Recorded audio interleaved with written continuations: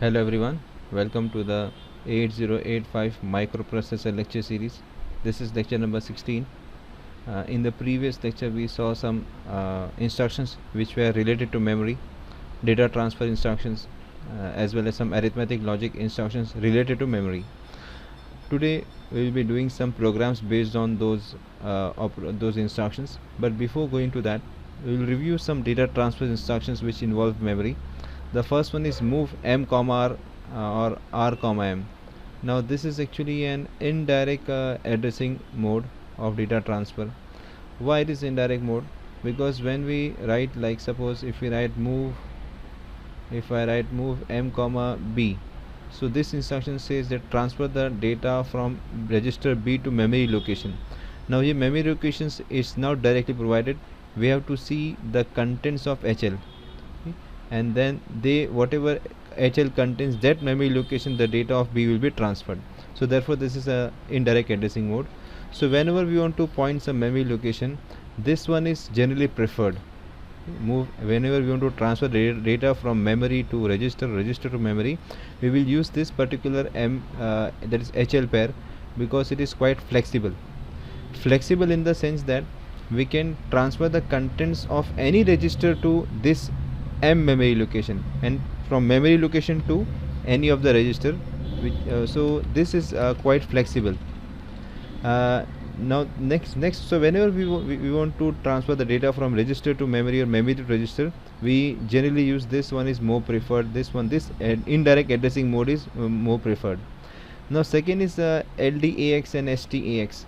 Now as we know, suppose if we write LDAXD, so this instruction, it transfers the contents of DE of a memory location which is pointed by D register pair into register A. So this is again indirect addressing mode. Because the direct memory locations are either provided by D or we have this LDAXB.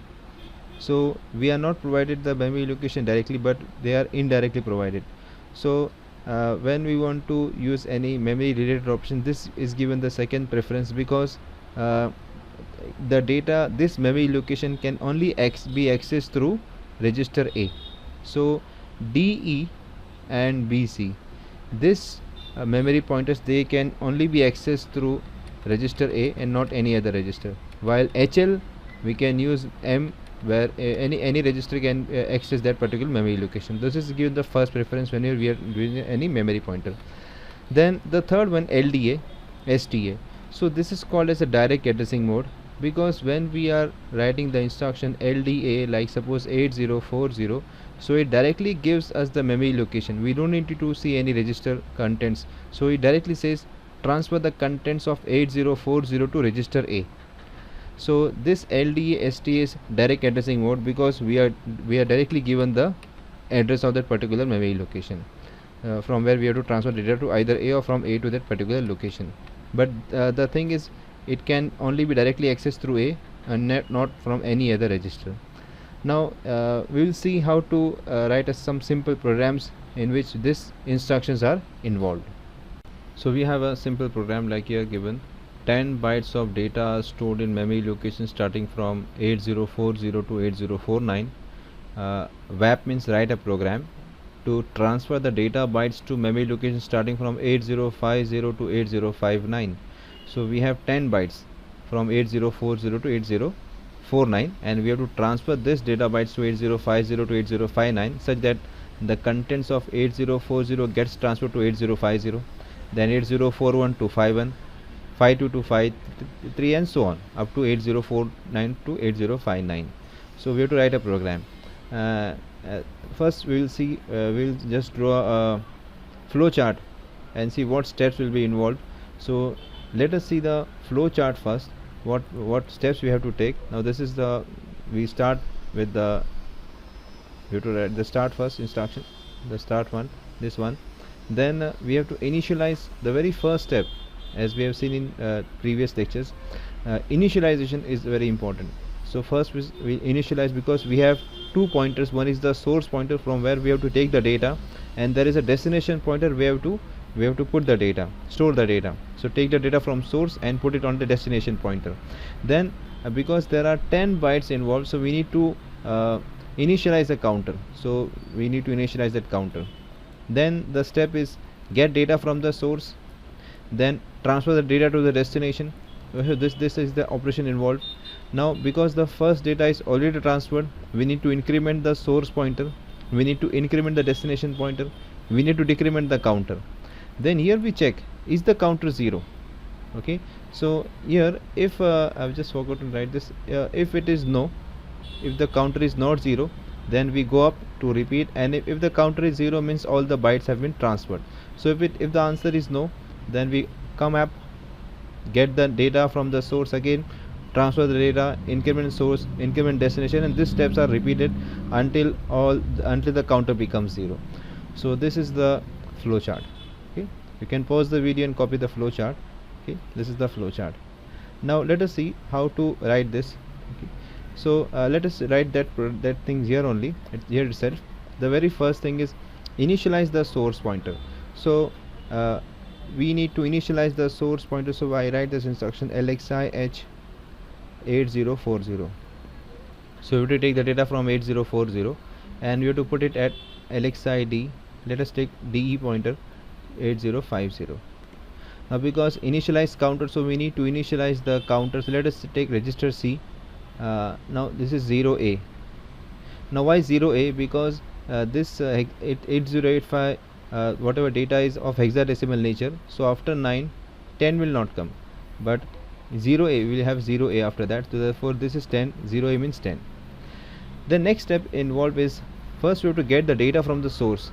So there is no instruction where we can directly transfer from memory to memory, so we need to transfer the data from memory to register A. So the very first step, because either we have A and B, we only have now 2 registers left. Here we have used HL, here D and here C, so we are only left with 2 registers. So because A is quite flexible, we can transfer from any of the memory pointer to A, so we will take this A register here. So very first step is to transfer the content from register from memory to register A. So we take this MA because this M means data which is pointed by HL, so HL is our source, so we are taking the data from the source to register A. Now we have to transfer the data from A to the DE pointer, so for that purpose we have STAXD. Okay, so this is indirect addressing mode. D means 8050 memory pointer. Next we have to get ready for the next operation. Okay, the first data byte from 80 has been transferred to 8050. We need to go to 8041 and 8051, for which we have to increment the pointer, so we have INXH. This will ensure that we have the pointer at 8041, and INXD, this ensures that we have the destination pointer at 8051. Decrement the counter, we have DCRC. Okay, and here we will give the instruction check whether C has become 0 or not. So of course we have this in step here, J and Z. So J and Z, we have the star. I will just put the star here, so it goes to this particular instruction. Here comes the star. Okay, it will go to here, this step. So this continues until C becomes 0. Okay, now let us write the instructions over there and we'll also solve it. So the very first step here is so first instruction is LXI. So this LXI H 8040, this is a 3 byte instruction. So then LXI D 8050, again this is a 3 byte instruction. Okay, then we have to initialize the counter. So this is MVIC 0AH. This 2 byte sorry, that was a 3 byte instruction, I made a mistake, sorry. So this will come here, so this is MVIC will come here 0AH. Then we transfer the first byte, that is move A comma M. Then we have, these are all 1 byte instruction, STAXD. Then we have INXH. Then we have INXD. Then we have DCRC. Here we can have J and Z. J and Z is at this this particular instruction 8008. Okay, and then finally we have the halt instruction. Okay, so here we have the halt instruction. This is the 3 bytes and halt is 1 byte. So this is now we can you can just please refer to the opcode paper and write this code. Okay, we must see that this LXI-H code is 21, and then we have to enter this thing in reverse order. So here 40 will come and here 80 will come. Similarly, we can write the code. Now we will execute this program in Jubin's simulator.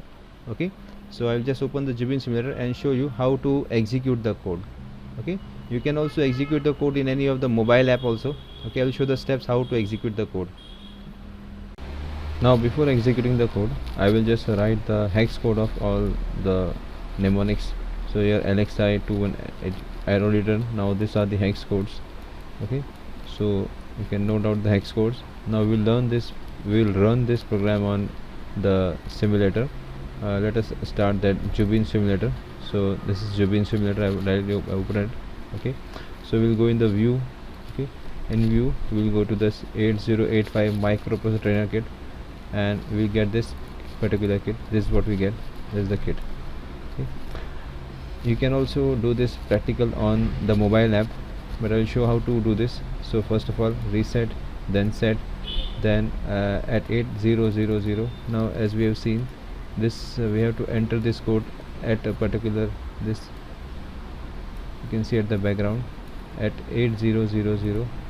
At this location we have to enter 21 and so on.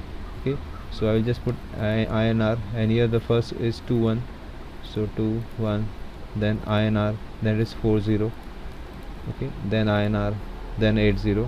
So I have to enter all this particular hex code up to halt instruction. Okay, so I will just enter it. Okay, you can do that. Okay, then then I will show how to execute the program. So I have entered all the codes, you can see. Okay, so up to 76 I have to enter. Okay, up to 76 I have entered, but before executing the program, first we have to put some data at location 8040, because if we don't put the data, we won't know whether the program is executed or not. So what we do, how to enter the data, first we need to enter some data in the memory location. So reset, set 8040 INR. So here we don't have any data. I will just put some data, like suppose 01.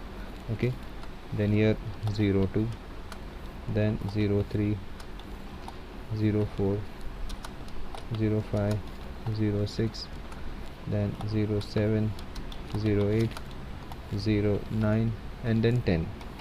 Okay, so this is the data we have put from 8040 to 8049, and we can just continue up to, if we see here, we can see there is nothing is stored, all are 0000.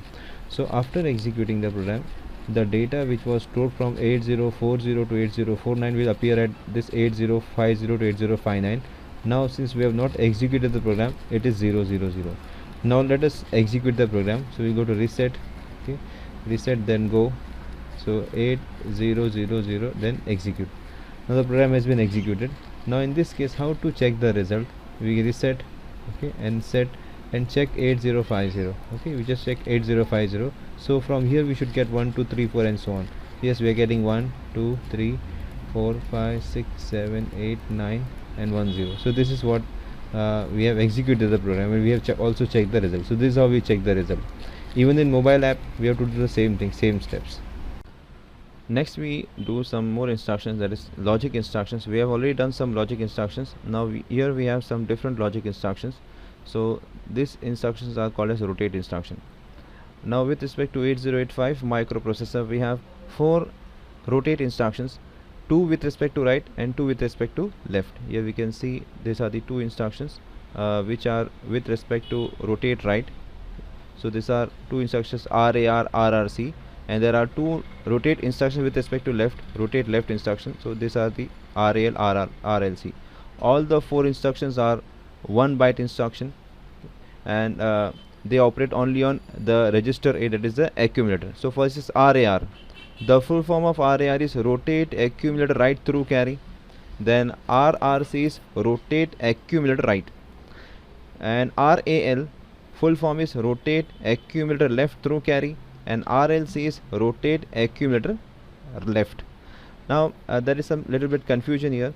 Actually here RAR is coming. There is no C, but the full form is rotate accumulator right through carry. C is not there, but here C is, although the C is here, but carry is not mentioned here.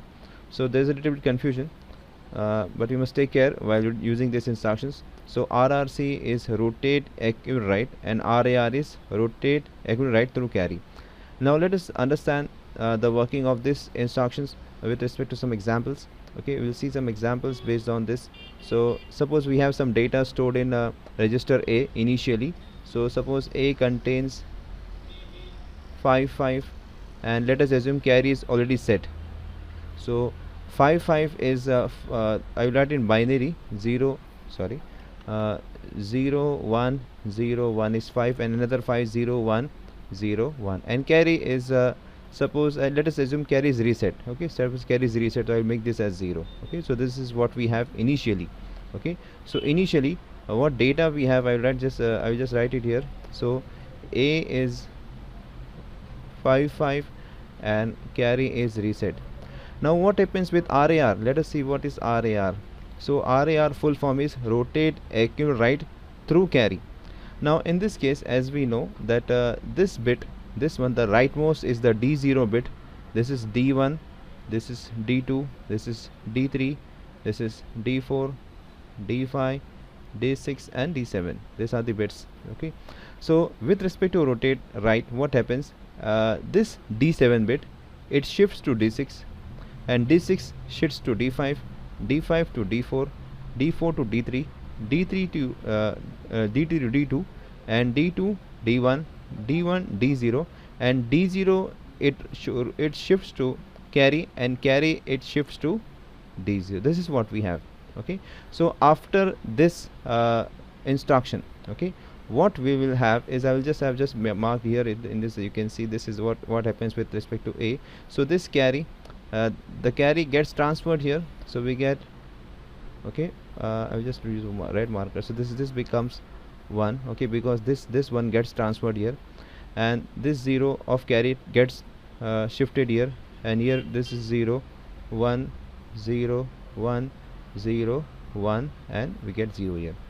So this is the result we get after rotation. So what this represents, this is actually carry becomes set. So now carry is 1, and the data in register A is, this is 0 0 1 0 is 2, and 1 0 1 0 is A. So after RAR, okay, so what we started with this, and what we got is, this is what we get after rotation, RAR. Okay, so our original data, it was I had 5 and carry was reset, and after this RAR we have carry is set and A becomes 2A. So this was with respect to RAR. Now let us see RRC. Okay, what happens in case of RRC? We will see this RRC now with the same data. Okay, RRC, what happens in case of RRC? Okay, so we start with the same data. Okay, so here of course it was D0, I have just rubbed it. So this is again carry is actually 0, and we have 0 1 0 1 0 1 0 1. Now with RRC, suppose we are executing the instruction RRC. So RRC is rotate accumulator right, simple rotate accumulator right. So in this case, this D7 gets transferred to D6, D6 to D5, D5 to D4, D3, almost same as the previous one. Okay, but now see the difference. What the difference is, this D0 it gets transferred to carry, and this same D0 it gets transferred to D7. Okay, this carry is not transferred. Okay, so you can see this D0 is transferred to carry as well as to D0.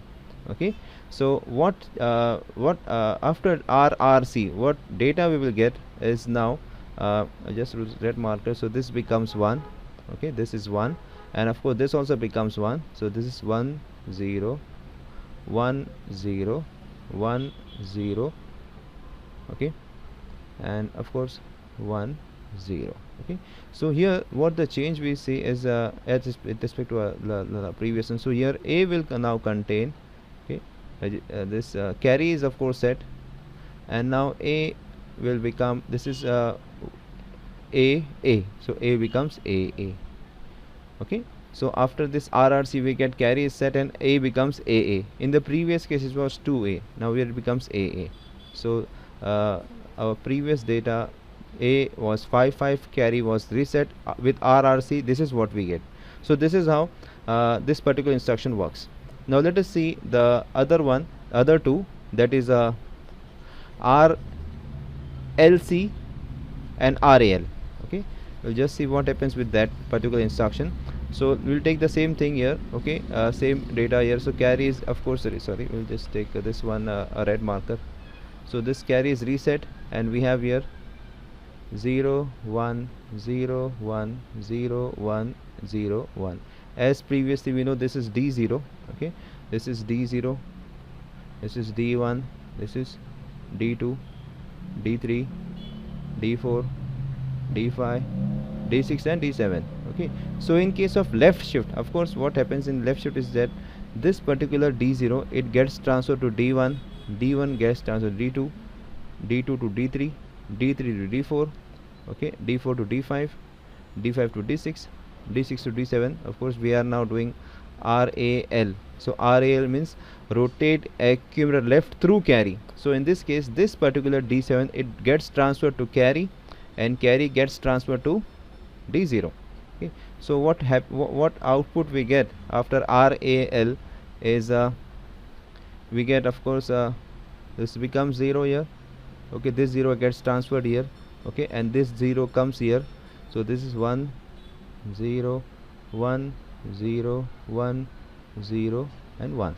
Okay, so now with RAL, now A contains, of course, this is AA, and carry is reset. Okay, so this is what we get with this particular instruction. Okay, then you can guess what happens with the RLC. Okay, with RLC, what will happen is only the change. I will just make the change here. With RLC, what now again? RLC. So RLC is rotate accumulator left, simple. Okay, so in this case, this particular bit D7, it gets transferred to C, and as well as it also gets transferred to D0. Okay, this carry will not be transferred. Okay, so what we have in this case now is of course, carry is reset, and this 0 again comes here. So in this case, what we see, we get the same thing. Okay, because this 0 gets transferred, and this 0 again comes here. So we get the same thing here. There is no change in this case. We will get the same thing, but the operation is different. Although we are getting the in both the case RLC or RAL, both the case we are getting the same thing, but they are acting differently. Okay, so these are the rotate instructions. So we will see some application of these rotate instructions in the next lecture. So that's all for this particular session. Thanks for watching.